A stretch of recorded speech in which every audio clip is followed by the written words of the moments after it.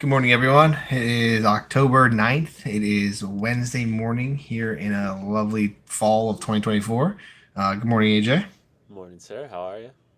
Doing well. Of course, it's always weird. We're never going to not say that we're recording this at night, but we'll say good morning because that's when you guys are listening to this. But yeah, we're going to jump right in. We had a good Monday night episode, Monday morning episode, rather, watching the delayed Steelers Cowboys game on Sunday Night Football. A rainy shit show at that. We already kind of covered a little bit of that, but of course, we finished that episode before that game ended. So yeah, I mean, we'll dive right into the good stuff of Monday Night Football. We had Chiefs Saints this week. Yeah, it's a pretty good game.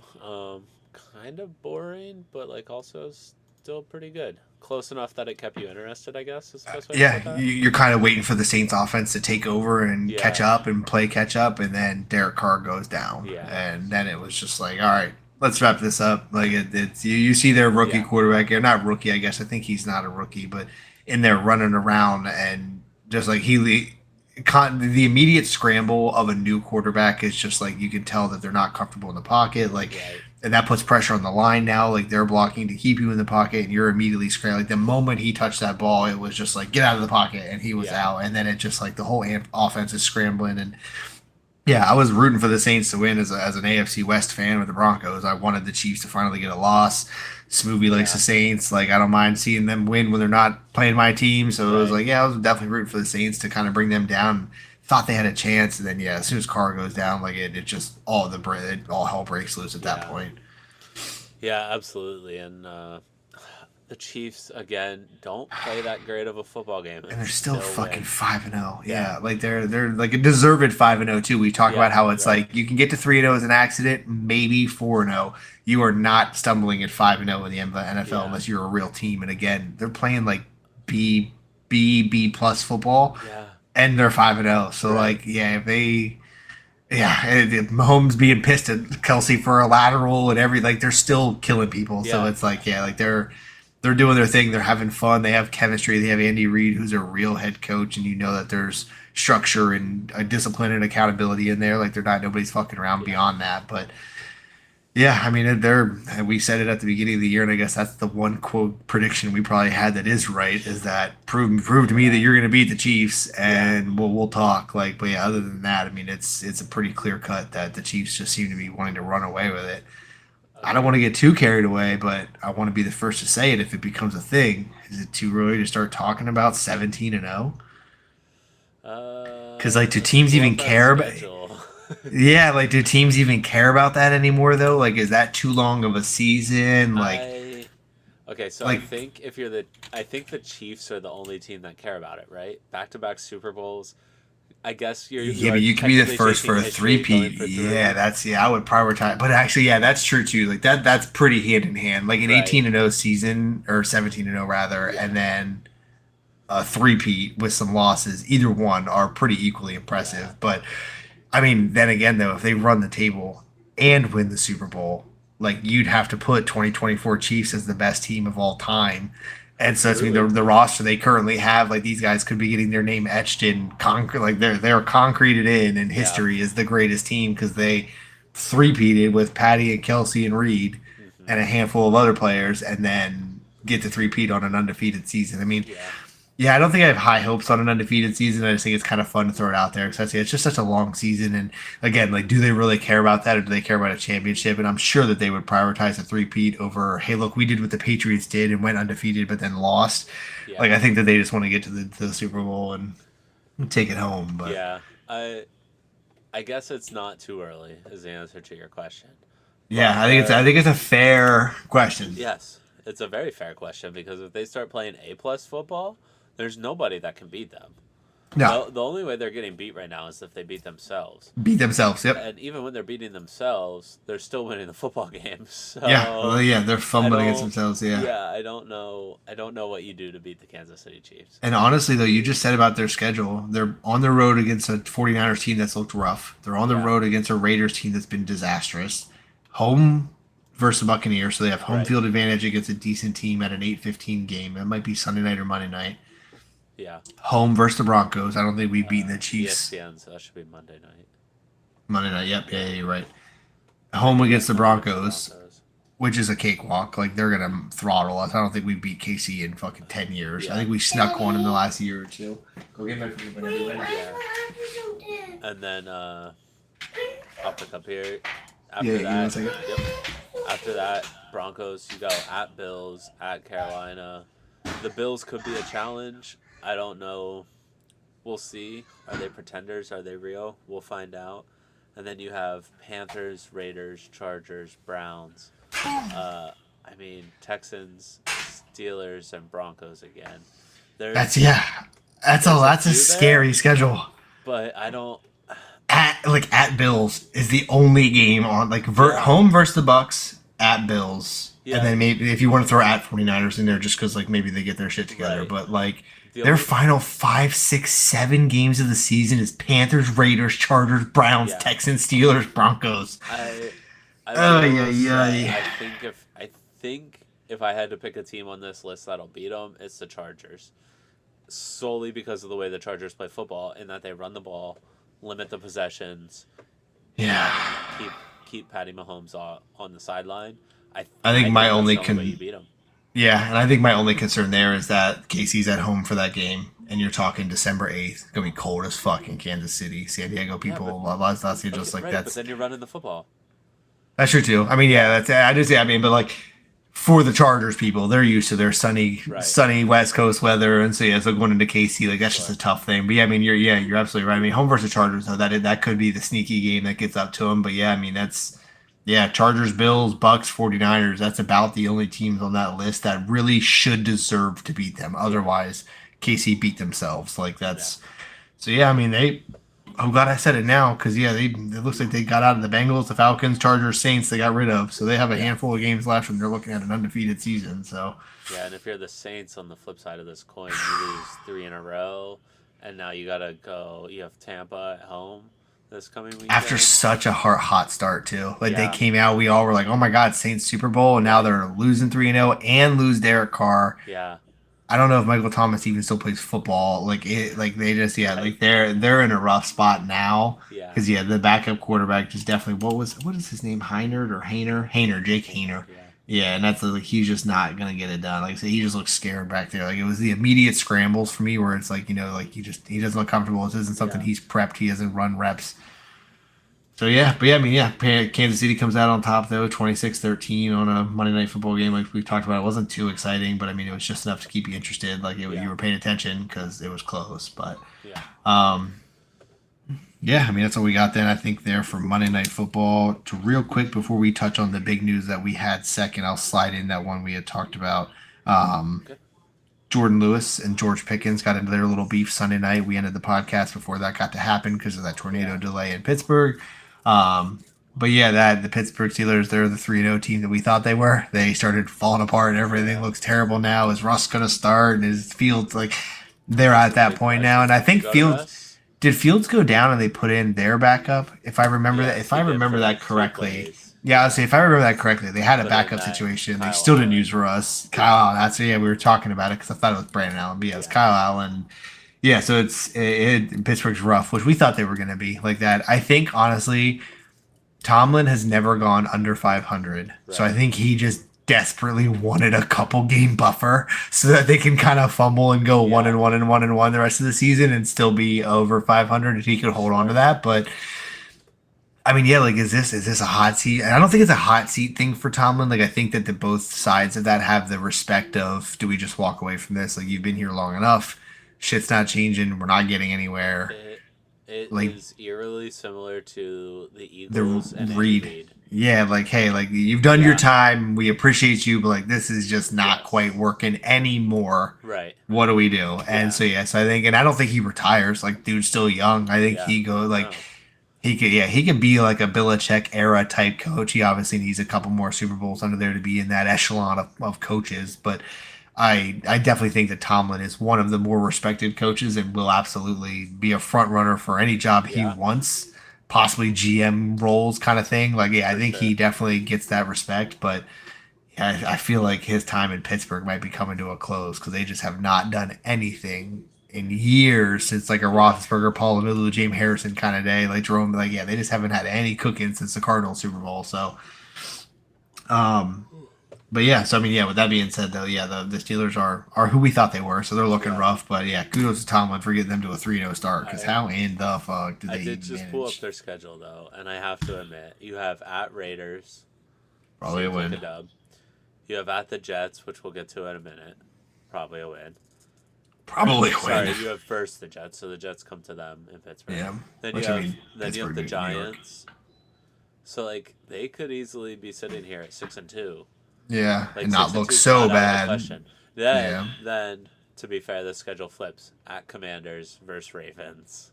Loss, So loss, yeah, loss. they Yeah. end the season with at Ravens versus the Chiefs versus the Bengals. So First the Chiefs, first the yeah. That's it's a good yeah 5-6 losses also that there's so yeah again though 9-8 right puts Tomlin over yeah 500. He's happy. He gets his incentives. yeah Everybody's good. Everybody goes home happy. But yeah, I think that Tomlin and the Oregon it's still is it Rooney, is that his name? yeah Rooney, something Art like that. Rooney Art Rooney. Yeah, I think that might be some conversations that are had this offseason. That again yeah is this too. It's been a couple episodes since I feel like I've given any of our disclaimers, but like I'm an idiot. I'm gonna just say shit. I don't fucking know anything. I don't have any insider people that work at Pittsburgh, but like I'm just getting vibes, Madden vibes, energy. I'm just picking up on yeah. stuff. That's how we make our Well, predictions and our takes. yeah. While I agree with you that we are just idiots and we're making shit up as we go, You do also kind of know what we're talking about. We kind of know ball. yeah, kind of. This will lead into our next topic. Every year in the NFL, there's at least four, usually 6 to 7 head coaching vacancies. Yeah, We have our first one already in New York. The 5 weeks Jets this in. morning fire Robert Sala. How do you feel about that? Fired in season. I was looking into it, and it's such an odd thing because if you saw the details come out for the rest of the day, Yeah, this morning Saleh was gonna demote Nathaniel Hackett right. and remove play calling duties and give them to himself or another coordinator. Yeah, And then he goes into Woody's office. Woody, is that yeah, his name? Woody, yeah, Woody's office, and is fired himself. So like, and then that's it. So then Woody comes out and says Rogers had nothing to do with it. It wasn't him because everyone immediately was like, this is like one of those LeBron situations where he's like, this is gonna happen or I'm not playing, and then you don't have a choice. You have to make a decision as an owner or a GM. Um, yeah, I don't know. I just yeah, I like agree. does Rogers have too much power and he just fucked himself? Like did Salah say no Devonte Adams, no this, no that? Like it's one of those kind of things. Yeah, Um, there was another. Who was the other situation I was just thinking about? Again, this is a PMT reference. Never going to steal anything without saying that I fucking heard it from them. But they were talking about the Browns being in a situation where Stefanski with Deshaun Watson quitting and then coming out today and saying we're not making a quarterback change. Kind of feels like the owner or somebody else was like, "This is your quarterback," and so instead of Stefanski being like, "I'm putting Jameis in," being like, yeah, "Nope, this is what you fucking wanted. He's our quarterback. This is what you wanted. Here's Deshaun. This is what you wanted. This is what you get." And so I feel like the Salah situation is kind of like that. Like the Aaron Rodgers, like maybe he wasn't big on bringing A-Rod in. So then A-Rod wants Hackett calling plays and Salah says no. Like I feel like there's just like this triangle of dysfunctional beef going on now. And so like did Salah not want Devontae? Did Salah just want to fire Hackett and A-Rod wasn't cool with that? Did A-Rod truly have nothing to do with it? Which I yeah. feel is unlikely, but yeah, I feel like the Jets, regardless, I don't think that this is one of those situations where this sparks them into the playoffs and they're this dream team. Like, I think this is dysfunction at its finest. I think Yeah. this is the Raiders, the Jets, the Jaguars, the Titans. Like, this is The that New York typical Jets shit. doing New York Jets things. Exactly. Yeah, very much so. Like, yeah, this is what we expected the Jets to do. You had that moment of like, damn, A-Rod could take them to the Super Bowl, and then it's like he tears his ace or his Achilles week 4 seconds into the game, and Yeah. then or 4 plays into the game, and then now this is what we're looking at the second season. So, yeah, I don't have high hopes for the Jets. Fire and Sirianni. That's what I want to look up was NFL coaches. You said Sirianni, but you meant Sala. Just I meant for Salah. I had clarification. Sirianni right. Basically, where I was going with that was it's rare Will we that see coaches fired this year. it's rare seeing coaches get fired mid-season. Like that doesn't happen that often. Most times they really do. Like it's not like the Yeah. NBA where they could potentially have 2 or 3 coaches throughout the year. Like that very much so happens. team gets fired early in the year. They have an interim coach. He also gets fired or gets promoted, then fired. Then they hire an outsider. Yeah. Like 3 coaches in an NBA year is not crazy. In the NFL, that's literally unheard of. So Yeah.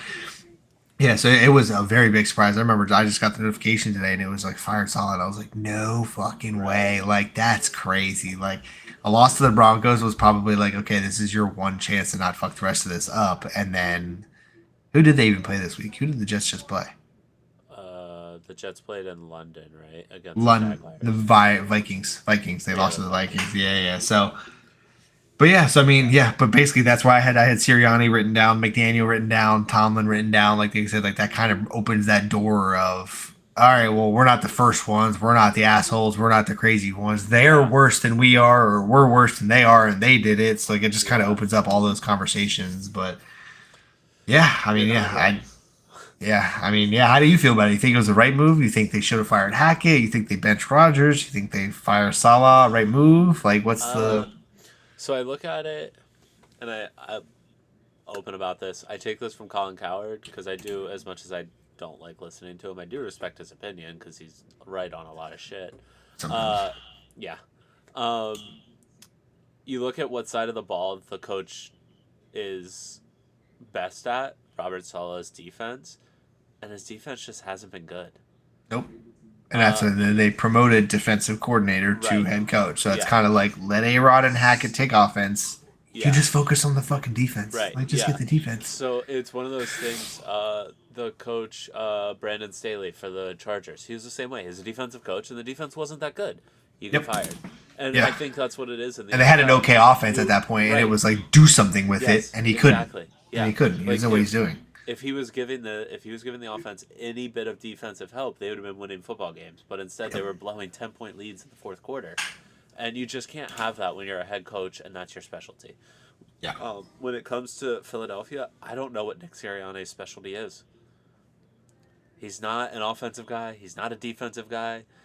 I don't He even know was that he's a special he teams guy. he really just rolled in as like a rah guy, won Yeah. some games, and everyone was like, "This is our fucking guy. He's Philly bred." Yeah. He cried at the national anthem, and Right. then now you guys are all like, "Fuck this guy! What the fuck? Who is he? He don't Yeah. do shit." Like, yeah, Philly turns very quickly. Yeah, and look, Rightfully so, though. Honestly, I understand, Philly fan all my life. We are easily the toughest town to Ruthless. play, coach, Ruthless. do anything in sports in because the leash is so short with Yep. anybody. And I feel like that goes both ways, though. Real quick, I'll give you guys your credit. The leash goes both ways. That you hate anybody that when they fuck up, but when they win, you're that close to their face, screaming how happy you are, and they're like, Yes. "Okay, cool, I get it. Yes. I hit a home run to win the World Series. Thanks." Like, We'll yeah, get to go it Philly. later, Like, but prime example is Game 2 of the World Series. We went from I'm gonna slip my wrist, I'm gonna yeah, everyone life to, was over. oh my god, this is incredible. We just won. We're back. We're back, baby. Yeah. So I think okay. So we have the Jets. I think Zach Taylor in Cincinnati's on the hot seat. Yes, Year 1 I agree with and that. 4. Definitely agree with that. Doug Peterson in Jacksonville. 100%. Year 1 and 4. I'll just And you go ahead and know- 4 teams. Belichick is just sitting there going like this. Yeah. Right. Like, who wants to overpay my old ass banging a 24-year-old to come in here and scoop up this team real quick? Yeah. I'll be honest. I think the Carolina Panthers just got a new head coach, right? So they probably not quit in year 1. Is that I don't know. I mean, David Tepper, I think is his name, or no, Dave Canales is his name. David Tepper is the owner, or Okay. Dan Tepper or something like that. But Canales is the coach. I forget where he came from. I want to say like Miami. He's like an AFC, like West Coast offense kind of thing. right? Gotcha. Anyways, he's relatively young in his tenure, so I don't think you get rid of him yet. Looking at, you're not getting rid of Sean McVay in Los Angeles. That's pure injuries, but there have been injuries the past 2 years. So is it the team's getting old? And I understand the LA Rams truly sold themselves out to win a Super Bowl. They got rid of all their And they draft did it. picks. And they did it. And this is the repercussions. Yep. So Yeah. I You get a guess- couple players hurt, and you are ass. Yes, like exactly. and that sucks too, because like McVay is a mastermind. Like Yes. McVay is a wonderful fucking head coach. So like, here's Right. the thing though, he's like 12 years old. So if he wants to be, oh, I'm a Rams coach, life or die, like Belichick, Right. like a long tenured 20-year thing. He has 5 or 6 of rebuilding, and they're gonna give it to him. Yeah. But, like, and if it they sucks to don't, see. it's going to be a Bill Belichick where he gets fired from the Browns. then And they goes to the go Patriots, and all of a sudden he's back in business. McVay. McVay on the Patriots would be wild. Actually, that Yeah, actually is a very like I know you said it just kind of right. hyperbole, but like Yeah, I was just using Mc, Belichick as the example, but yeah, yeah, but McVay to the Patriots would be right. that would be the move. Yeah, I think the Rams aren't as dumb as the Browns. Like they know that Yeah, this is a process that McVay brought you a title, lost another one. Like right. he's there. Like it's you just need some more pieces. And Stafford, like I think they were trying to be like, well, can we get one more out of Stafford? And like the answer is no. Like you need a Yeah, lot of pieces for that to work. Like I think Stafford still has it in him, but I don't think with the team they have, he has it in him. So I think that this is going to be a 4, 5, 6 year rebuilding thing, new quarterback, blah blah blah. Like, yeah, I think the Rams have a long road ahead of them, but right. yeah, this is Going up the list here, I'm skipping a few teams. The Browns, just because that's something the Browns would do. That puts us at 4 teams. I think Dable in New York is on the hot seat. Not that hundred he's a percent. bad coach, but you're just Nothing's not doing happened. anything. Yeah, nothing Yeah, happened. Yeah, you're a Patriot. And also, I said that too. I looked it up. I said Dolphins and West Coast in the same sentence, which was fucking dumb. I meant Seahawks and West Coast. yeah. He did come from Pete Carroll. Okay, Dave Canales, coach of the Panthers, came from Pete Carroll offense. That's how he got his job gotcha. there. So, yeah. Speaking of the Dolphins, I look at the Dolphins. Yes, they have injuries, but again, Yeah, that's a weird sometimes one. That's a weird one. Where it's like, does McDaniel's get the pass because they've done so well and they were anticipated to be like an AFC favorite this year, or is right. it like, hey, you still got to win some fucking games even Yeah, with no Tua? yeah. And then we talked about the Jets again. Eagles, I still like him, although he's making a lot of mistakes. So like, I understand why he's on the hot seat. Nick Sirianni in Yeah, Philadelphia, yeah. you can't argue. The Bears, do you look at them like? Eberflus is definitely on the hot seat because Yeah, if they lose out and they win a couple of games here and there and lose like the right. rest of the year, what's the point of having Caleb Williams if you don't have a coach that can coach Yes. him? Like it's just a whole fucking chaos. Yes. It's a whole dysfunctional family Yeah. again, and Exactly. it just sucks for the Bears too because like Chicago is such like a main point in the country. It's like not obviously in the middle like a Texas, but like it's a because we're typically condensed east. So like Chicago Right. is kind of that nice middle point, and you have the Bulls and everything else. Like it's a good spot. And so like the Bears sucking is just like not good for the NFL. Like the Yeah. Bears should be good. Like what the hell are we doing? So The Bears. the Bears, and yeah. So Yeah. I think yeah. But I mean again, yeah, they're 3-2, and we're talking about potential hot seat because like I Right. just don't like. I don't have a lot of faith in them, and I think they fall Yeah. apart. So like we said, then week 10, 11, 12, they're looking at 5-6, 5-7, 5-8, or whatever, Right. and getting worse. Now you're on the hot seat. Yeah. I think just this is purely hypothetical potential hot seats. Do you look at Mike McCarthy in Dallas? Do Hundred you, percent. we already discussed Mike Tomlin in Pittsburgh. Okay, Cowboys, Mike McCarthy. I'm gonna always like that's like what I said before about like fantasy picks and shit. I'm never gonna say whether or not a Cowboys coach is gonna get fired or not because who the fuck knows Yeah. what ancient ass like Alzheimer's Jerry Jones is gonna do. That man has billions of dollars, doesn't know what he does day to day, and is just like Yes. bah. So And Mike then McCarthy could get fired tomorrow, or could be the last coach the Cowboys have until their franchise dissolves. Who fucking knows? you're not wrong. And then the last person on my list is Sean McDermott in Buffalo. I, that's another one. You're not good Yep. or you're not bad, but you're not winning the games you need to win. Yeah. The defense, which is his specialty, has to his credit has been good for the most part, but like they're not holding up. You have to wonder, is this the year? Do you have that kind of Andy Reid exit? And so right there, I think we just named 9 teams. Little Odds potential hot stop kind odds of are that things. 6 of them are going to be gone. Yeah, yeah, That's for just sure. statistics in the Give NFL. me 1 second, buddy. I'll be right up. Go lay down, okay? Okay, I'll be right up. Yeah, so real quick, sorry, Mackie, the youngest, just will not go to sleep today.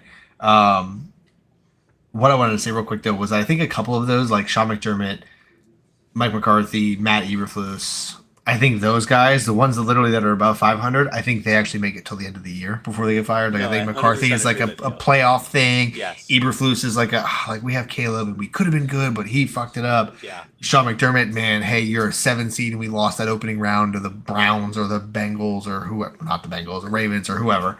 Like I think all of those are end of the year, but then yeah, literally as soon as you get to 500 or below, Sirianni, Salah, obviously, I think Antonio Pierce is safe, like you had said, McDaniels, like all the other coaches down there, Dable, like a lot of those guys are in immediate hot seat Yeah, now that now that and very Salah's much, gone. yeah, and It very could be much so at the end midseason. of the season. I Yeah. think Oh yeah, yeah, I yeah. think a lot of these coaches are unless New York starts like really targeting some people mid-season and they're like, shit, we might miss out on the top candidates. Um, that's the only way I see some of these guys going mid-season. It just doesn't typically happen in the Yeah, NFL. in the It might NFL, it's be just it so might be the day different. after their last game, but it doesn't typically happen. Minutes, Yeah, minutes after the last right. game, so they're like, "Hey, thank you so much. Pack your shit. Yeah. Oh, by We the way, you're not appreciate, on the team yeah, plane on the way home. we appreciate everything you've done, but get a bus ticket." Yeah. Here's your charter flight back, or your Um, non-charter flight. last one, real quick for the Jets too, is I did see that Schefter tweeted out that owner of the Jets, Woody, is it Woody Page? Is that his name? Woody, Uh, that's not Woody Page. I'm fucking that up. Who's Woody Page? Woody Page is the Woody Johnson. Woody Page is the around the horn guy with Yes. the little notes in his Yeah. background. Woody Johnson, yeah, Woody The Johnson, owner of the reporter. Jets.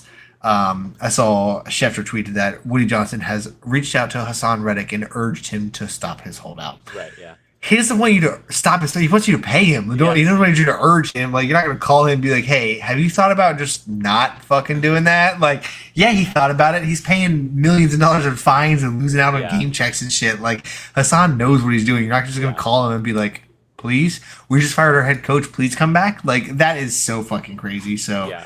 yeah, I think the This Jets are in is a weird again back to spot. that whole Jets doing Jets things. I'm so sick of there being two teams in one stadium too. One of them has to be whoever has the worst record at the end of the year should have to fire their coach and sell the team to another city. Like they should have to relocate. No more two New York teams. It's just Okay. dumb. Let's. So Are you doing the same thing in LA? yeah, I think Yeah. that's so stupid. I think that's so dumb. Who builds a new $1 billion, magnificent state of the art stadium and then goes, let's have two fucking teams in here so we always have schedule conflicts? Yeah. That is crazy. I get the idea of it because like half the year you're out and on the road, so like why not have that other team in the house half the year? But like figure the fuck out with something else. Like do amateur football or XFL or college football or something. Like it having two in one stadium is just like I just don't like having two teams in one city. Sure. Like employment and odds and all that shit. Like just spread the shit out. Like that's Yeah. so goofy to have it two in one city. It's just crazy. More importantly though, the Jets Giants with their terrible ass stadium. Like the Chargers Yeah. Raiders, like it's fine. The Rams, like it's fine because it's like, all right, you have brand new shit and it's the coolest stadium in the world. Like whatever. But like the Meadowlands needs to just get burned down and then restart with two brand new teams. Okay. Quick question for you, just because we brought it up. We'll play this game much later on, probably in the off season. Okay, I give you the Jets, and let's say the Chargers have the Jets and Chargers to relocate. What cities do you put them in? I was thinking about that. I would like to see. So Florida has too many teams. I feel like they got to be south because like I don't love like cold football and like I don't want anybody to have to travel up to like Wyoming and Montana and shit. Like I don't think that would be fun for the teams. So I think like no, see New Mexico would suck too. Actually, I don't know. Hold on, let me look. Let me look real quick. I don't want to give any dead silence. NFL map, NFL team map. All right, so no, that's not how I want it. That's how I want it. Okay, so Nevada. So Oregon should definitely have a team. But you put a team in Oregon, that'd be cool. Portland, Oregon, the Yeah. Trailblazers. See, I don't know. Yeah, I don't know about Portland though. Portland's kind of a fucking shithole lately. So like, I don't know if I want to do that to a team. So yeah, the Trailblazers should probably get out of there. But I honestly like if Florida has so many teams, I feel like Texas it wouldn't be a big deal. Like Austin or San Antonio, Sure. like any like especially like an NBA city. So like, you get San Antonio down there. Like I think Yeah. that'd be cool. But yeah, having Houston Rockets, Houston Texans, Dallas Cowboys, Dallas Mavericks, like and then having Spurs and Jets, San Antonio Jets, like that'd be Yeah. sweet. Like I'm all for that. But yeah, other than that, I mean, like a lot of like, and I know I'm biased, like that Midwest chunk in the center, like your Idaho down through Wyoming, Nebraska, back up. Like I don't think Yeah. anybody should have to play up there. But yeah, I think Not the even in right a dome? side's. I mean, I guess in a dome, but like, I mean, if I'm a player, like, I don't want to go fucking hang out there for the weekend because, like, you're not getting to experience nature and go hunting and do all that shit. You're there for a night or two. There's Sure. no nightlife. There's nothing to do. You got to go play this cold ass game and then get Okay. the hell back out of there. So, and I think too, if the football season wasn't in the winter, it'd be different too. Like, if we had it in the summer, then like, fucking sure, have a game in Alaska. Why not? Like, it's Sure. probably a little chilly, but whatever. But yeah, I think Jets go to San Antonio, and I think Chargers should be.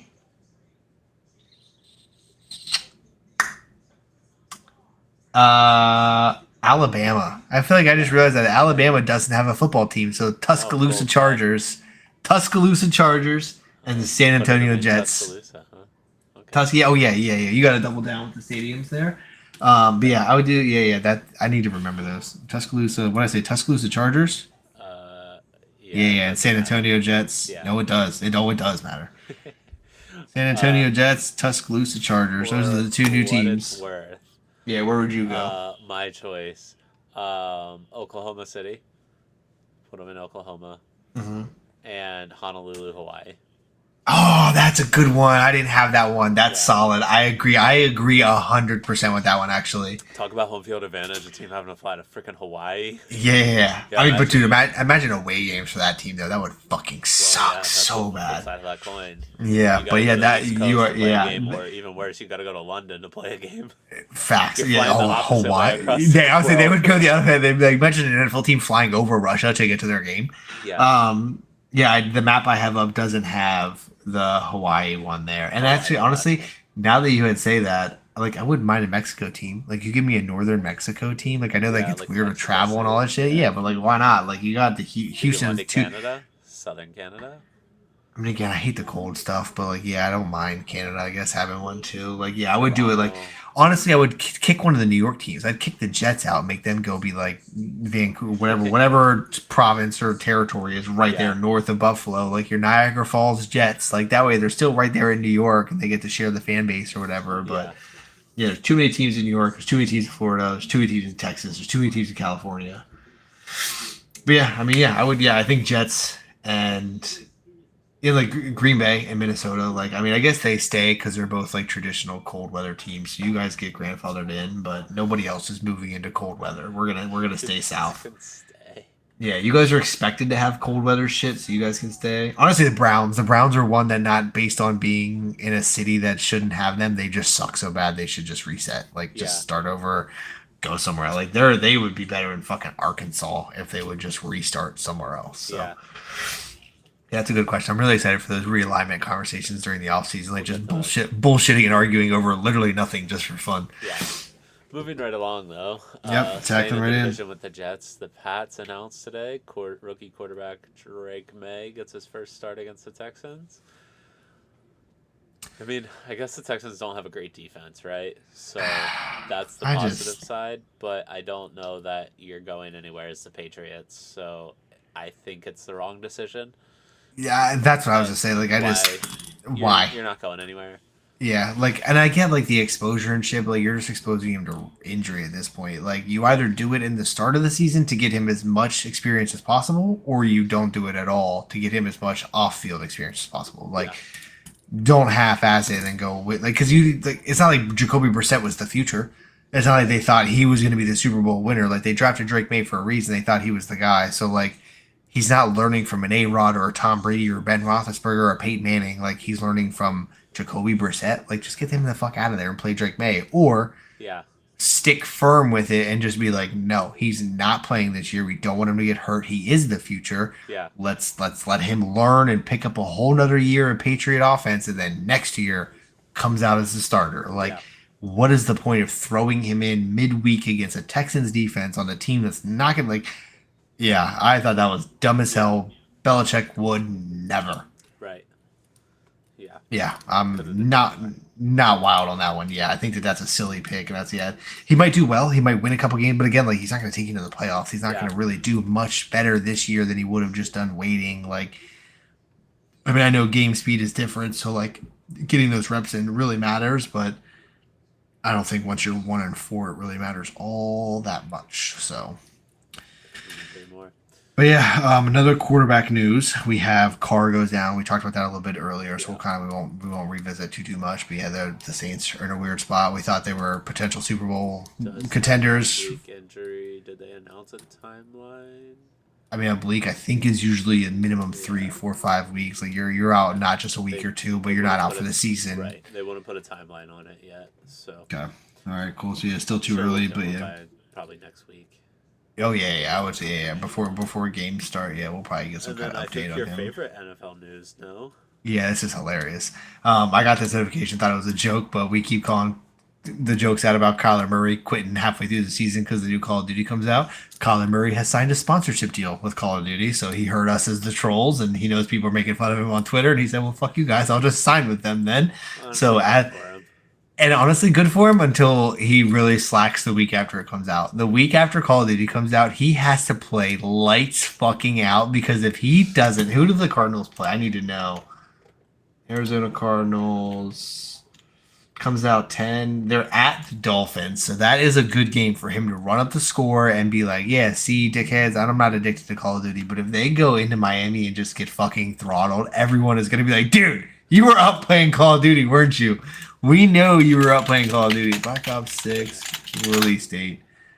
October 25th, they play in Miami October 27th. So he's up that night for sure on Friday night doing his shit before walkthroughs on Saturday. Saturday night in Miami, he's playing Call of Duty. Does he wake up in time for the game Sunday? And it's a 1 o'clock game too, so he's gonna miss walkthroughs in the morning. He's gonna get benched. It's gonna be great. Yeah. The irony of him signing a sponsorship, but then like potentially getting benched because he overslept from playing would be. I would buy a Kyler Murray jersey. Like I would play Call of Duty. Like I would just be like, all right, time to play COD, and I'd put on my Kyler Murray jersey and be like, all right, I'm ready. I'm fucking ready now. Awesome. But yeah, so fun, little fun news there. But yeah, other than that, I think that was that all of our NFL news? Yeah, Yeah, that was that yeah. wraps up our NFL news.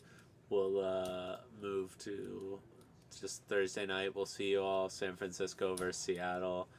Uh, That's gonna be a good should be a one. fun AI image with some sort of miner and a Seahawk. Yeah, I'm So already on the plot. Already on the plot. I look forward to those.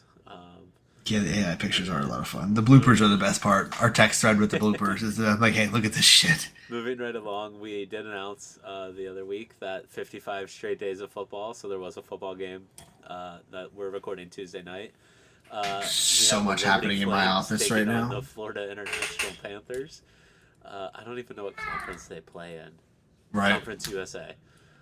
Liberty stays undefeated, 5-0, 3-0 in the conference in an overtime battle.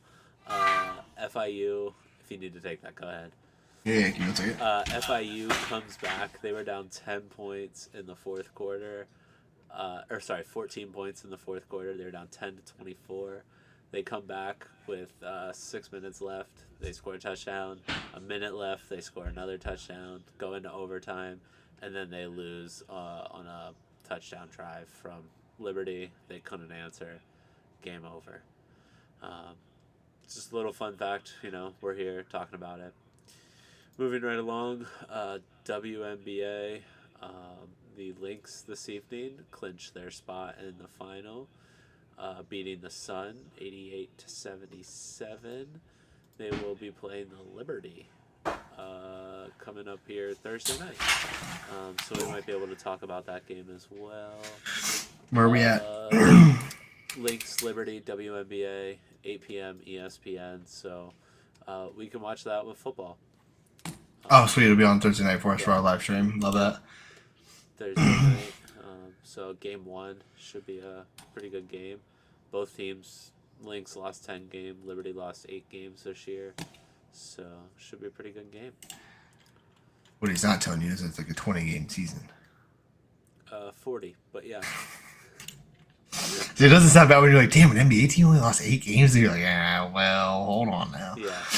Yeah, I mean, yeah, it's still though. I mean, 40 games. It's good to see them getting their schedule extended and all that good stuff too, though. So Yeah. I'm excited to. I mean, as a girl dad, very excited to see women's sports grow. Yeah, it's everywhere now. Yeah, and you know what? Regardless of your stance on Caitlin Clark, she's selling out cities, selling out of jerseys, bringing visibility to the WNBA. Good for them. Like, Yeah, that's for sure. really. On another note, though, Thursday night, game 1, tickets as low as $31 at the Barclays Center in Brooklyn. That's actually not bad. We can run up there for a game real quick. Live stream the football game. You put the football game on your phone, and I'll do the live on my phone, and we'll just like watch our phones while watching the WNBA Finals game for $31. Yeah. That's hysterical. That's so silly. That's so crazy. You couldn't pay people to get into that building. Yeah. $31. I can't imagine having a WNBA like an NBA Finals game with empty seats. Like imagine like a game Yeah. four Warriors Cavs and there's just empty seats all over the place. Like oh nobody wanted to come tonight. They must not have known the game was tonight. Like Yeah. oh yeah, sometimes that's super silly, but yeah, I mean yeah, no, the WNBA it heated up here in the playoffs as we've been watching. Even Rand was watching with me the other day, and she's like, "This looks like better than it used to." And I was like, "I know." I just said that. I was like, "It's just like Yeah. faster. Like they're hitting. It's like cleaner passes. Like it just doesn't look so clunky anymore. Yeah. Like it looks fast. Like the speed has caught up. Like there's legitimate athletes playing now. Like not that there wasn't Right. before. Blah blah blah. But like it just the game is different now and Yeah. it's in a much better spot. It's much more fun to watch. It's much more like the NBA, so it's a lot Yeah. more tolerable for the non-average casual fan, like or for the average casual fan. It's more tolerable. It's still basketball now. Yeah. It's not women's basketball. It's just basketball, but it happens to be played by women. So yeah, I think it's a good spot. I'm excited for the finals. I also do really like their schedule too. Like, get your shit out of the way, not during the NBA season, so that way we don't Yeah. have to make They're the very smart decision. on their Because part. if I had to pick, I'm gonna fucking make the NBA. Like, you Yeah. tell me Lynx Liberty up or Lakers Celtics, like I'm watching LeBron. But like, yeah, I mean, yeah, during the offseason it gives you the summer schedule basically, like late summer to fall, and then their season's over. So yeah, I mean it's pretty cool. But yeah, I'm excited to see a little finals game. You said game one is Thursday night. Yes. 8 p.m. Cool. Straight competition for the NFL. I'm sure the Yeah, NFL is that's a shaking little in their rough. boots. Yeah, that's a little rough. Yeah, even they could have put Jets Jags. They still would probably double the viewership, which is Yeah. rough. But Moving yeah, right so, along into the MLB. oof, Yeah, you're still us, cooking. us Philadelphia fans, we're surviving. It's not been a good playoffs for us. I was Um, trying to just no. get clicks. I was just trying to Ooh, be yeah, clickbaity. I no. didn't mean to. I didn't mean to jinx it. I Yeah. just was trying to get people to be like, "No, the Mets aren't gonna win." My bad. Yeah. You have the Tigers Guardians tied at 1. They play tomorrow night, I believe, or tonight if you're listening to this Wednesday. And the Royals Yankees also play. Um, Dane, you'll get a kick out of this. I believe the Tigers Guardians game starts at 3:08 Eastern Standard Time. I'm gonna make So this as my own post on my Facebook soon, but like, yeah, it's the idea that anybody still argues with me. Like, I see people all the time that are just like, baseball is the best sport, and like, I appreciate the idea of the sport itself being potentially maybe the best. Hard pass, but I could see why you would make that argument. But to say to me out loud that the MLB is better than the NFL is fucking diabolical. That is some of the craziest shit I've ever heard in my life. The MLB itself has just like diminished over the years. They have fucking playoff games on weekday afternoons. You said 3:08 start time? yeah, 3:08 That's Eastern Standard Time. 11:08 for the West Coast. Like, could you imagine? Like, you haven't even got to your lunch break yet, and the Dodgers are playing there. Like, you could live in LA. No, it's not the Padres. not. It's the other one. It's the Tigers Regardless, Guardians. Yeah, regardless, Detroit and Cleveland. still, you could be in the West Coast and you're a Cleveland or a Detroit fan, and you're Yes. watching that game at 11:08 in the morning. Like, you are still stretching up from the morning in some situations, and you got to watch a play. Like, that's why I joked with AJ and I were texting about it earlier. And I was like, I could not imagine a situation where it's like, I got to leave early on Tuesday because the Broncos are playing in a wild card playoff game. Like, that's so fucking crazy to me. Like, the MLB or the NBA and the NFL. I mean, college football being on a Tuesday night is kind of crazy too. So, like, I won't even say that for It's college Conference football. Like, USA. yeah, but I mean, still, like, it is realistically like the NFL and the NBA, like, they hold the highest Yes. tiered of schedules. Like they own the schedule, and then the NHL and the MLB and UFC and everybody else kind of fights in there. Because like you said, a finals game one on a Thursday night. Sure, you didn't do it on Sunday, which was smart, but there's still football on. Like Yeah. you're gonna lose a lot of the casual NBA fans to the hardcore NFL fans. So. Yeah. But yeah, so yeah, that's a whole issue in itself. The idea that the MLB could ever even potentially be considered better than the NBA or the NFL is just bananas to me Yeah. at this point. But I'm trying to like baseball. I'm doing my best this year to buy in and watch these games and get hype with the October fever and everything. But yeah, it's too many games, and afternoon weekday playoff games should never happen. That should always be a nighttime thing. Like let them play baseball till 1 a.m. Who gives a shit? Like Yeah. yeah. 12 hours from now, they're going to start playing. That's crazy. That's insane. The game starts in 12 hours and I'm still watching the game. Yeah, that's nuts. That's nuts. Get me out of here. Get me out of here. Anyways, Yeah, get the me out of here. Phillies did lose to the Mets 7-2 this evening slash last night, and the Padres are currently leading the Dodgers 6-5 at the bottom of the seventh. So it's a tight game, and I believe that series is also tied 1-1. So should be that means the Mets are up 2-1.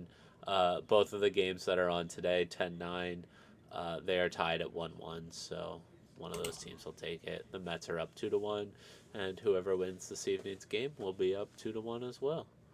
Nice. And we actually have all four games tomorrow too.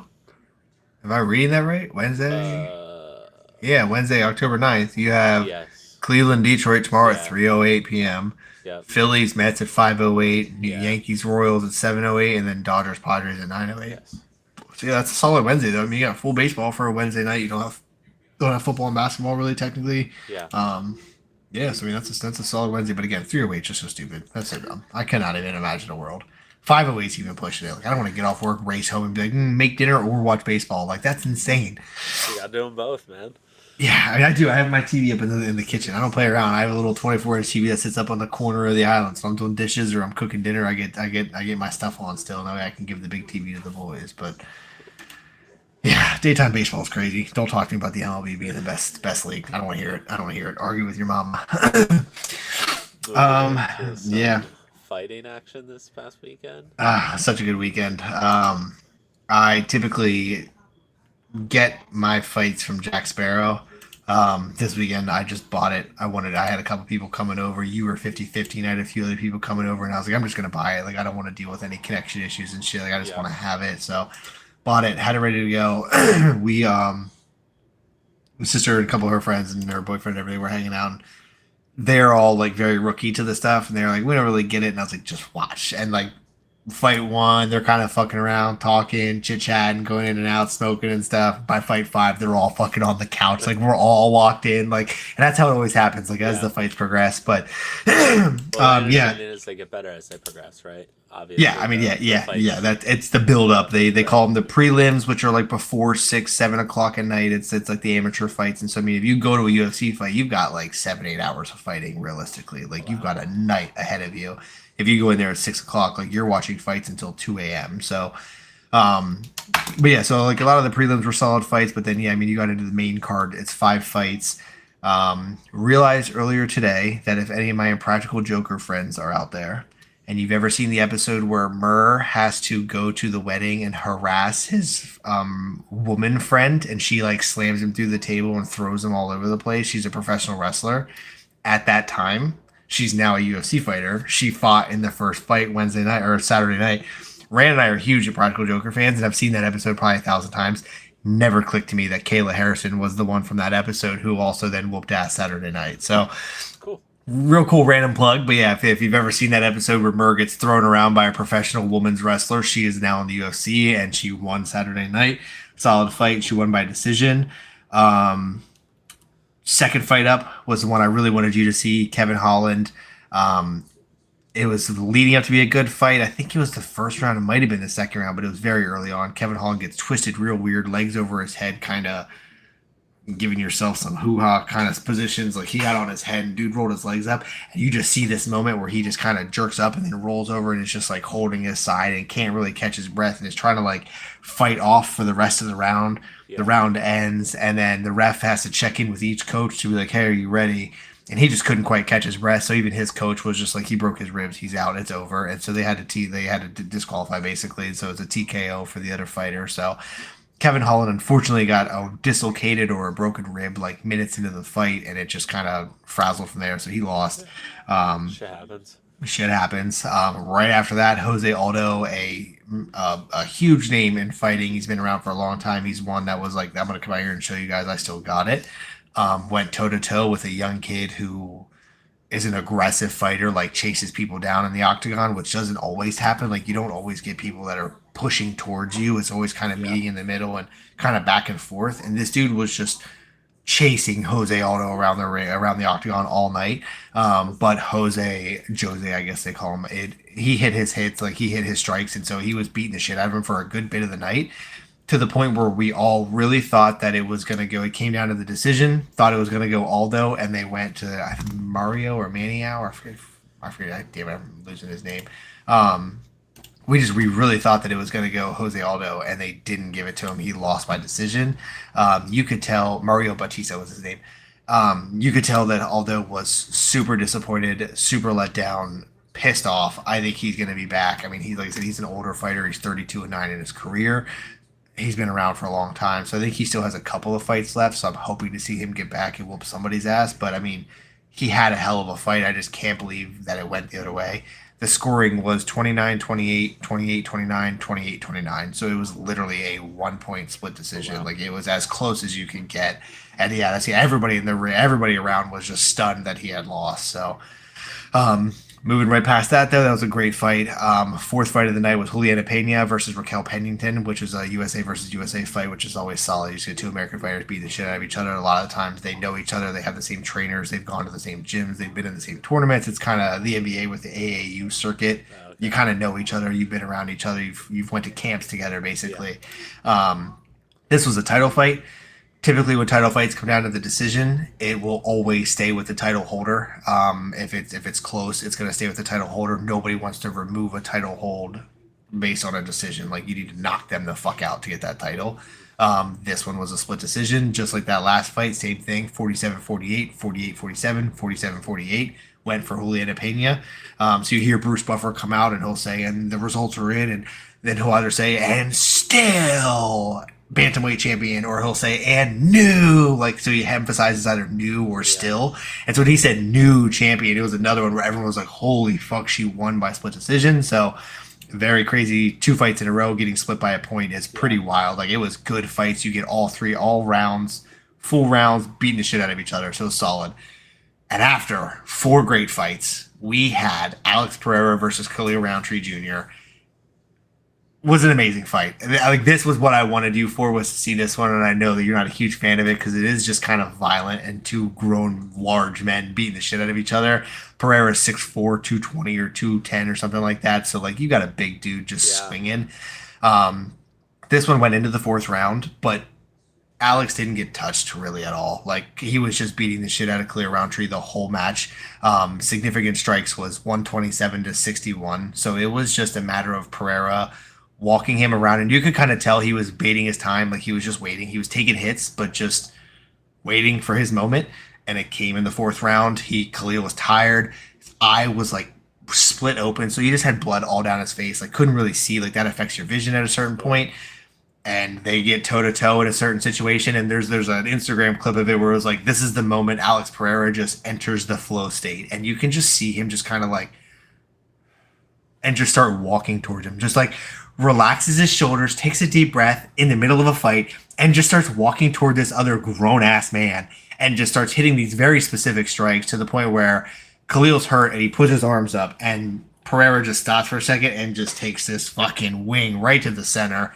And Khalil loses all breath and just is like, I'm done, and just kind of drops down. And it was a knockout by losing your wind, essentially, Yeah. which is also really hard to do. Like hitting somebody so hard in the body that you get a knockout is crazy. So what a wild fight. It was amazing. Pereira's third title defense this year. That's crazy in and of itself. The guy just started fighting like 5 years ago. Like he is just a monster. So Alex Pereira, super fun to watch. Was a great fight. Khalil's gonna be back. He's a young new fighter, so like it's amazing to see him out there fighting Pereira in a title fight. But yep, title Pereira hangs on to the light heavyweight title for the third time in 2024. But yeah, it was a hell of a fight. Nice. Super excited we got to watch it. Definitely feel like you missed a good one, but there's other ones coming up. We'll have to get you to watch. Yeah. Yeah, there's just something about hanging out with the people, drinking, getting to watch one of these, and it kind of heightens the excitement of it. But yeah, it was a solid fight. Real quick to finish up UFC talk here, kind of on my end. UFC 308 is the next one, and I'll touch on it again before it comes. Not till October 26th. The big match is Poirier versus Holloway and Chimaev versus Whitaker. So yeah, another good one that's going to be coming up on late October, right before Halloween. We have another solid fight coming up. Cool. Very cool. I'll move us into the NHL. Started regular season, I guess, technically over the weekend, but tonight were the first home games in the Technically United over the States. weekend. Uh, we discussed that in an earlier podcast. Tonight you had the Blues taking on the Seattle Kraken, St. Louis Blues and Seattle Kraken. The Blues did get 3 goals in the second period to the 2 for the Kraken and won that game. It's a pretty close game all around. A lot of fun. Much more fun to watch was the Bruins Panthers game. Panthers come out first period, 4 goals. Banner night, raising the banner for their championship last year. Congrats to them. And yeah, come out in the first period with 4 goals and put the Bruins away 4-1. And then the Bruins just slowly chipped away at it. Ended up at 6-4 final score for the Panthers. And then currently the Utah Hockey Club, new franchise, moving from Arizona. And I believe his name's David Gunther, got the first goal in club history. So franchise history, I guess you call it. The Utah Hockey Club is currently up 2-0 on the Blackhawks. And if you catch me looking up, I am watching that game as well as the Dodgers-Padres game. Let's see. I'm peeking over to the left. Watch Padres Dodgers at this point. We got top of the eighth, 2 outs, 6-5 still. So hockey's fun. Tonight or tomorrow night rather, or I guess tonight, being Wednesday. There's quite a few more games, and then Thursday, I believe, is when everybody plays. That gets You said the Panthers won last year, right? Panthers did win the Stanley Cup. Didn't it go Yes. game 7? Yeah, that sounds right. Yeah, Edmonton Oilers. I do remember that because it was a 3-0 situation, and that's why it Yes. caught my attention. It was a 3-0 Panthers. They Yeah. went then they gave up 3 in a row to the Oilers, and then they won game 7. So Yeah, Connor McDavid. oh, it's like he's the kid, isn't he? He's like 19 or some shit like that, He's not right? anymore. He's in like his early 20s, but yeah, he is the 27. That's not the kid I thought it was. Then who's the protege kid? I feel like he plays for the Blackhawks. I don't know. Mm, I would have guessed you were talking about Connor McDavid. no, I feel like maybe it's not the Blackhawks, but I need like youngest position in the thing. Born 87, 2000. Connor Bedard. Connor Bedard. Oh, okay. Yes. That's who I was thinking of. Yeah, He's born the new July Connor 17th, McDavid. 2005. 2005 is Yeah. fucking insane. That is way too much. But yeah, that's who I was thinking of. Yeah, age 19. That's bananas. Yep. Yeah, draft to Chicago out of Chicago, first round, first pick last year for the Blackhawks. And then my Flyers do not play again until Friday, or don't play to start the season until Friday night. They open at the Canucks out in Vancouver, so it'll be a 10 p.m. puck drop, which is late, and I probably won't watch because I'm old and have kids. I'm old and have kids and just don't value my sleep health, so I'll probably watch. Fair enough. Moving into again my favorite sport, NASCAR. We had a wild weekend in Talladega. I do believe you watched this race. I did. I did. Finally, I got one in. There was so much, and I could go into tons of different nooks and crannies of this sport. I think most people that are NASCAR fans would agree with me that this is a blemish on NASCAR. They've had some questionable calls recently in taking drivers off the track and following the letter of the law. And this week, meaning that this is what it says in the rule book, this is what we're doing. And then this week, they completely just threw the rule book out the window and made up their own rules as they went. There was so much shit that happened at the end of this race.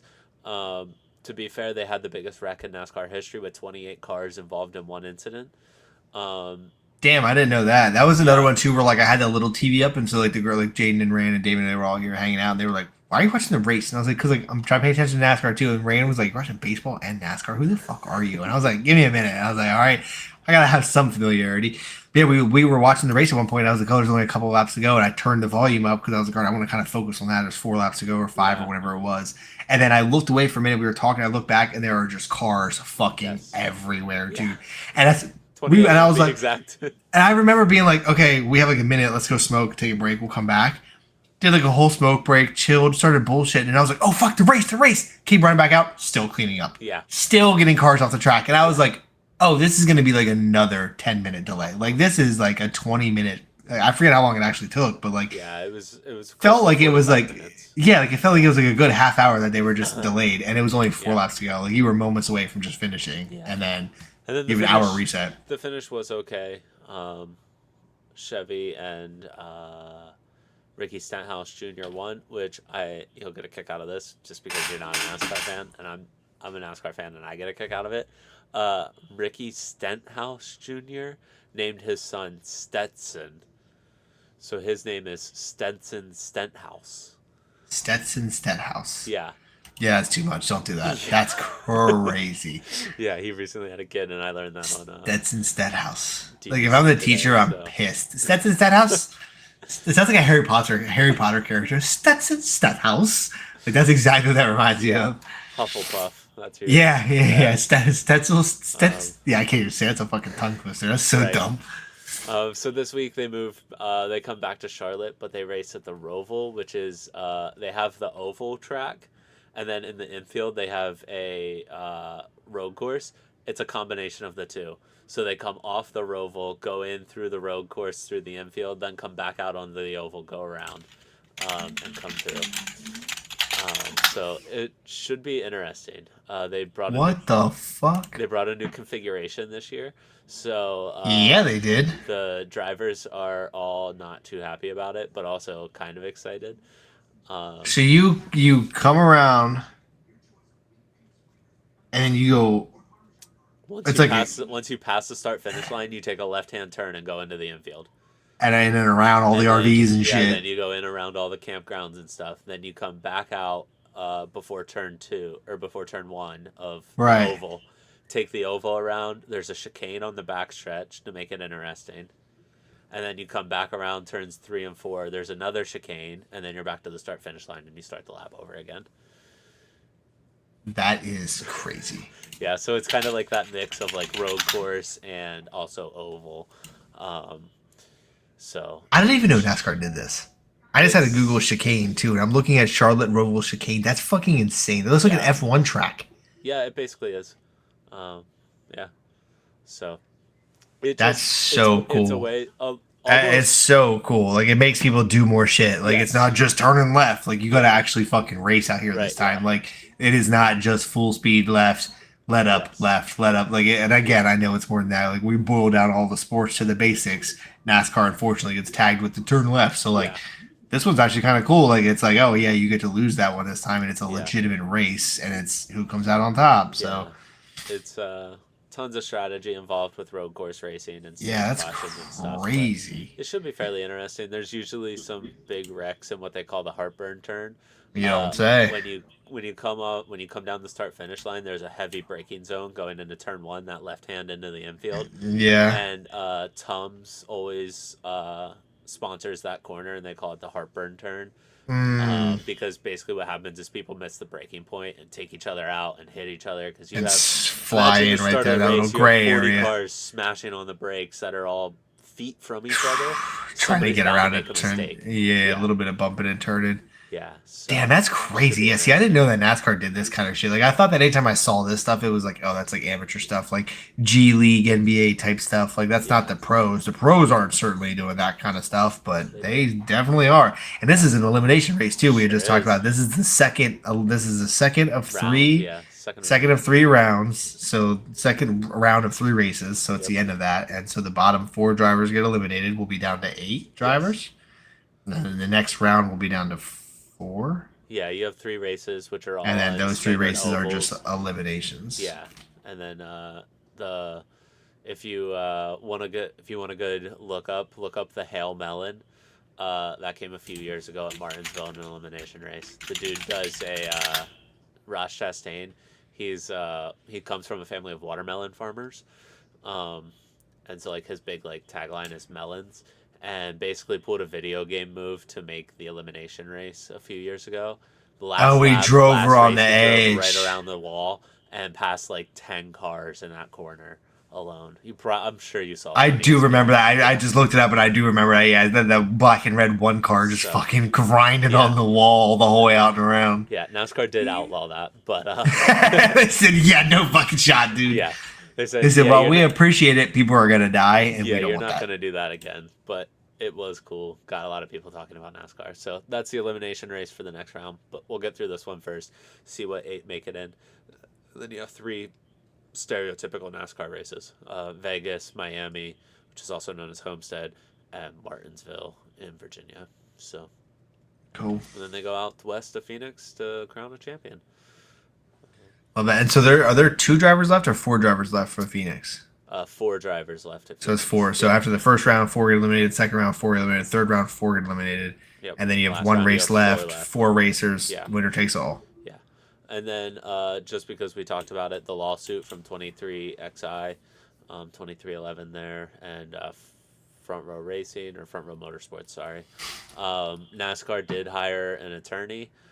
His name is Chris Yates. His client list includes the U.S. Soccer Federation, the UFC, World Aquatics Fanatics, and Atlantic Coast Conference, among other things. So That all sounds like an impressive resume until I remember the fact that the other lawyer on Jordan's side represented the NIL deal versus the Well, NCAA, and that I feel like is an it's impossible fucking task. funny you say that, because this guy basically represented the opposition of everybody that 23XI hired.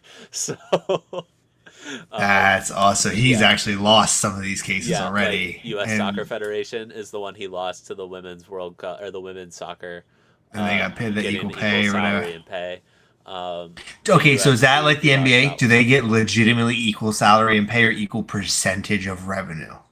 So Because I feel like the soccer one was equal pay. yes, soccer for the United States went to equal pay.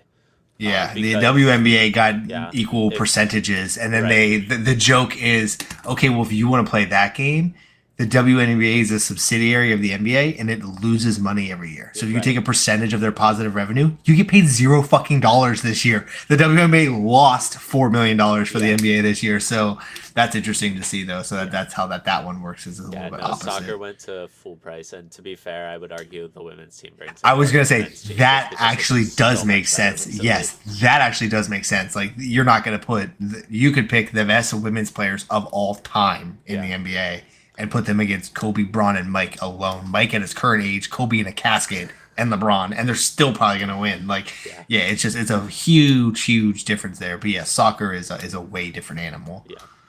And then it was interesting. There was a picture taken this weekend of one of the owners, Curtis Polk. He's a co-owner of 23XI with Denny Hamlin and Michael Jordan. He was having a conversation with Steve Phelps, who is the president of NASCAR right now, on pit road before the race. So nobody knows what was said, but Yeah, interesting conversation considering you're suing each other. yeah, that's So always they're like, hey, fuck you. He's like, no, fuck you. But they're smiling so the cameras don't pick up on it, or yeah, they're doing awkward small talk that right, has nothing to do with the lawsuit, or they're like, hey man, see you in court. Like yeah, just giggling about it. Like, yeah, that's such a wild scenario too. But I mean, like I feel like shit like that happens all the time and people just get silenced. Like you have owners that do have crazy money but don't have the like the big dick energy to yeah, get shit done, but then you go right, up against Michael fucking right, Jordan yeah, and the guy has an unlimited checkbook. And not yeah, only that, but essentially, like it's a lawsuit, so that essentially yeah, becomes like this game of a gamble where oh, I'll jump in that, I'll help invest because we're gonna win the lawsuit and get our reinstate or yeah. restitution, and I'll get I paid back. Like, yeah, I feel like Jordan is just gonna beat the shit out of NASCAR with yeah. this with his money. So as time goes on, more and more details are coming out about this case, and one of the big things that came out is the new contract that NASCAR offered. One of the big problems that specifically Michael Jordan had with the contract was that in their contract, which they call a charter agreement, that's basically a franchise agreement for being in the Each in team or NASCAR. whatever, yeah. Exactly. So in the charter agreement was basically NASCAR now owns the essentially call it NIL of your team, which means NASCAR has rights to Michael Jordan, his team, his name, his brand, Brand. and And he said I think absolutely yeah, I not. think that's where Michael Jordan was like, hold on a minute, hold on. Yeah. Because You last can have a year slice of I the made Jordan NASCAR brand, but you're not getting a slice of the Jordan yes, brand. Like you're out of your exactly. fucking mind. Like Yeah, yeah, that because you're not it about. it That's extended to hundreds of millions of sponsors. dollars. It extended to sponsors of the car, which Jordan frequently sponsors his own cars. The Jordan brand sponsors Right, his own right, right, cars, right. And so and yeah, then they're also saying we he's want a the chunk of owner. Jordan brand. Yeah, And this is like exactly. what he does for fun on his off day. Like Yes. this isn't his golf course at his house. This isn't the shoes. This isn't the clothes. This isn't Nike. Like Yeah. yeah, this is a 1% of his pie, and then them being like, we want a percentage of all the rest. Like, yeah, I'm sure he was like, Yeah. get the fuck out of here. I'll Yeah. start my own NASCAR before I write you guys a check for $100 billion. Yeah. Like, yeah, yeah, I feel yeah that now knowing that information, that's actually kind of crazy that that's what it comes down to. It, and again, it's probably all these people who don't really have their own brand; they just have money. They're investment bankers, they're family wealth, whatever. They've been in sports since the start. They're Yeah. buying and selling teams. It's musicians, it's Jay Z's and Bon Jovi's. Like it's people like that. That are Walmart family buying the Broncos. Like they don't have any brand really to like. I mean, Walmart family obviously does, but that's a much different kind of brand kind of thing. But Right. like Yeah. yeah, this is like that's a way different Right. scenario. Yeah. Yeah, you can't fuck with Jordan and be like, well, you race in our league, so now we get 10% of your shoe sales. Like, yeah, Yeah. I'm sure he was like, get the fuck out of here. Yeah. And yeah, and again, like, and then now when you think about it, that could end up being hundreds of millions of dollars. So for him to pay some lawyer $10 million to deal with this Right. shit is nothing. And Yeah. for that lawyer, he's like, holy fucking shit. Like 10 mil, get to work for Jordan, get to take down NASCAR. Like that's a triple win for a lawyer. And Jordan's like, yeah, I'm saving $200 million, giving you 10 million actually. Like Yeah. this is saving me a ton of money. Like again, I can't even relatively guess dollar amounts. I'm just saying fun numbers, but Right. you have to assume it's got some commas in there and that this is some real money because Jordan isn't putting up a lawsuit against NASCAR for a couple hundred grand. Yeah. Like, Exactly. yeah, this has got to be a real issue that he's fighting. So, Yeah. well, that's fun. Anything else to add to the sports world? No, I mean there was a couple little quick updates, and then obviously we're talking about Michael Jordan. So that was a perfect transition that we did not try, but right from NASCAR and NHL right into NBA. Next Wednesday we're going to do kind of an NBA focused episode, so we'll touch base on all our other sports like usual. Next Wednesday is the 16th. Season starts the following Tuesday on the 22nd, so that'll be kind of our best time to do it. Gonna go over just kind of recaps of the summer, free agency, trades, news, all that good stuff. Give our preview for the year, just like we did for the NFL. Defensive Player of the Year, Offensive Player of the Year, Coach of the Year, MVP, all the good stuff. Yeah. Pick our playoffs and all that. One random thing that did happen that I definitely want to touch base on is Braun and Bronny beat on the court at the same time. Yeah. It's super cool. Hate him or love him, and regardless, the shit's like, that doesn't happen by accident. That's like your 5, 6, 7, 0 in the NFL. Like even if you are Braun and you have that pool, the kid's still got to know how to play basketball to get there. Like you can't pull a kid that's never picked up a basketball and just be like, Yeah. well, he's LeBron's son, let's draft him. Like he has to at least be able to hold his own in an NBA locker room, which is more than a lot of people can fucking say. So regardless of how it plans out, you could even tell too. I don't know if you saw the first preseason game. LeBron checks in, no reason at all, runs down full court. LeBron is checking a player full court at the end. They're getting ready to inbound the ball after a score. Braun, for no reason at all, runs down full court, stands right next to Bronny, just so that all the cameras can get the James Jr. jersey picture. And so everyone was like, that's the corniest shit ever. He just ran down there, pretended to like wipe his shoes, didn't even look at Bronny, like didn't even like, hey son, how you doing? Like no dap, like came in and you could just tell it was like a purposeful, like, I'm gonna not even look at him. This is so serious, but also take my picture. Like it was a little corny, but like at the same time, he's in the NBA with his kid. Like you Yeah. made it, you did it yourself, and now your kids do it. Like good for them. So yeah, so I'm excited to see how that plays out. Um, yeah, it's. I think Bronny ends up on the G League. Just quick foresight. I don't think he's really on the team yet. I think he ends up in the G League. I think he does become kind of like a role player. I imagine him like a not the shooter that JJ Redick was, but I don't want to discredit him enough to be like a Seth Curry, but like in that realm. I think he's going to be like this, not off the bench, but kind of a sixth man. Like I don't think he's as bad as everybody thinks. I definitely don't think he's the next LeBron James, but I think he ends up playing like legitimate role player minutes, like gets to be a sixth player and all that good stuff. So yeah, but yeah, that just happened the other night. We got to see that, so that's generational. That's never happened in any sport ever, even close. So to be on the team with your I kid, don't know about that. Oh, I guess Griffey's. I guess the Griffey's would be The the only other one. there's quite a few father son duos to play, but Really? I don't In the know league at the same time though? in the league at the same time. But I don't think they were ever on the same team. I was yeah, I think same team is Yeah, definitely obviously crazy. I yeah, guess what would be more fair to say would be like meaningful players. sure. Like I don't think you're about to tell me that like any like Ben Roethlisberger's uncle was on a team that we didn't know. Like I don't think there's a whole lot of father son duos that really matter. I think Griffey, I guess, would be the only other one that would come to mind that played during the same time that Yeah, actually mattered at their time. But I mean, LeBron could win MVP this year, and his right. son just started. So like that has never even come close to Yeah, happening. Where you have an MVP caliber top leading player. Sorry, I heard baseball going nuts. Top of the ninth. This is yeah, getting spicy now. The Dodgers got it. yeah. The Oh, Padres are trying to hold on to this 6-5 yeah, lead. get rid of it. Yep, 6-5 lead. Top of the ninth. A 1-2 count. Oof, one or 2-2 count. You're a few minutes behind me. For what it's Oh, worth, am I? Utah has scored 3 goals, and Chicago just went to the power play in the middle of the second period. And yeah, I'll wrap this episode up with a fun fact. Are you ready for this one? Yep, go for it. Yoda and Miss Piggy are voiced by the same person.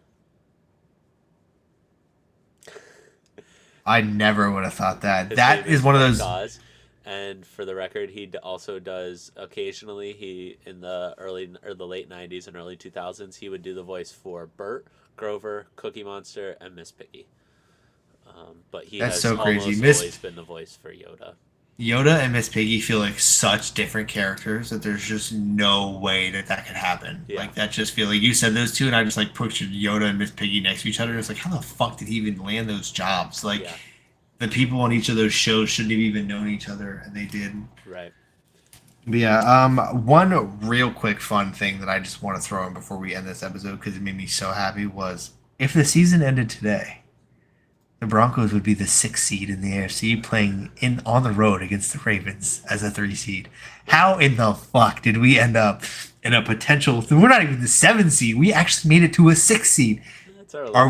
Are we gonna be there week 17, week 18? No, it's a long season, as AJ likes to say. But if the season ended today, I saw that earlier, and I saw the Broncos logo and was like, "Wait, what?" And I had to relook at it. I was like, "Oh yeah, we did win 3 in a row. Like we Yeah, are 3-2. Like yeah. we're up in the top half of the league, but like we're not gonna last. Those are 3 lucky wins, but Never know. it's Shit's a long crazy, season. especially this year. Yeah, that's true too. But alrighty, thank you guys for hanging out. That's We ran long here this Wednesday episode. That's it's yeah a little longer, but I mean I think we're kind of finally getting into the flow of things and getting over all the sports that we want to touch on. And there's a lot of playoffs and MLB and WNBA are going to fizzle out here a little bit soon. So yeah, so we have a lot of that coming out. But I mean yeah, this is a big weekend in sports. There's a lot of going on and. Yeah, this next month or two is pretty much just sport packed until we get into the holidays, and then it starts to kind of slow down a little bit. But Yeah, yeah, we're in a good spot for sports right now. we absolutely are. Yeah, All right, everybody. like, Yep, and subscribe, rate. like and subscribe. Thanks, Derek. Yeah, rate me. Yeah. All right. Yep. Take care, guys. Appreciate Have a good y'all. Have a Wednesday. good day.